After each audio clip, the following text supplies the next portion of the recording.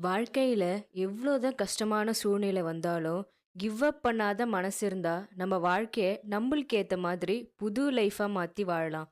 இதுக்கு உதாரணமா தான் சுட்டோமோ யாமகுச்சி வாழ்ந்தாரு.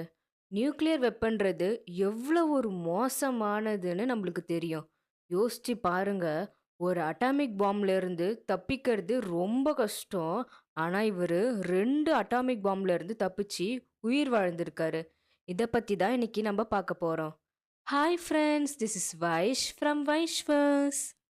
சுட்டோமோ யாமகுச்சி ஹிரோஷிமால வேலை பார்க்குற ஒரு இன்ஜினியர். காலையில 8:15 இருக்கக்குள்ள யூஎஸ் அட்டாமிக் பாம்பை ஹிரோஷிமா மேல போடுது. அப்போ சுட்டோமோ அந்த ஃபோர்ஸ்ல பறந்து போய் விழுறாரு. அவருக்கு தீக்காயங்கள் ரொம்பவே இருந்துச்சு. அவரை சுத்தி இருக்க எல்லாருமே இறந்து போயிட்டாங்க. எப்படியோ அந்த ஃபர்ஸ்ட் பாம்பு பிளாஸ்ட்ல இருந்து சுட்டோமோ தப்பிச்சிட்டாரு.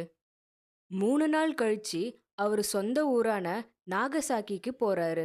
நல்ல வேளை, எப்படியோ நம்ம உயிர் தப்பிச்சிட்டோம் அப்படின்னு நினைச்சிருப்பாரு. ஆனா அப்போதான் 2வது அட்டாமிக் பாம் நாகசாக்கி மேல விழுது.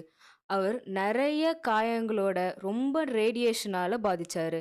இவ்ளோ பிரச்சனைகள் இருந்தாலும் அவர் 2வது முறையா அட்டாமிக் பாம் பிளாஸ்ட்ல இருந்து எப்படியோ உயிர் பழிச்சிடுறாரு.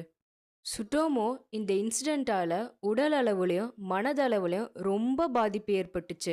அட்டாமிக் வெப்பன்ஸ் யூஸ் பண்றதுனால எவ்வளோ பிரச்சனைகள் வரும் அப்படின்னு மக்களுக்கு அவேர்னஸ் கிரியேட் பண்ணி பீஸ் அட்வொகேட்டா மாறினாரு. சுட்டோமோ யாமகுச்சி அவரோட 93வது வயசுல இறக்குறாரு. இவரோட வாழ்க்கை மில்லியன் கணக்கான பீப்புளை இன்ஸ்பயர் பண்ணியிருக்கு.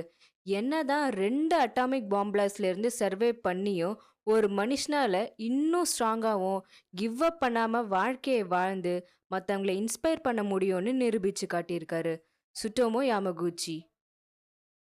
ஹியூமன் ஸ்ட்ரென்த்தை நம்ம எப்பயுமே அண்டர் எஸ்டிமேட் பண்ணக்கூடாதுன்னு இவருடைய ஸ்டோரி மூலயமா நமக்கு தெரிய வருது ஃப்ரெண்ட்ஸ்.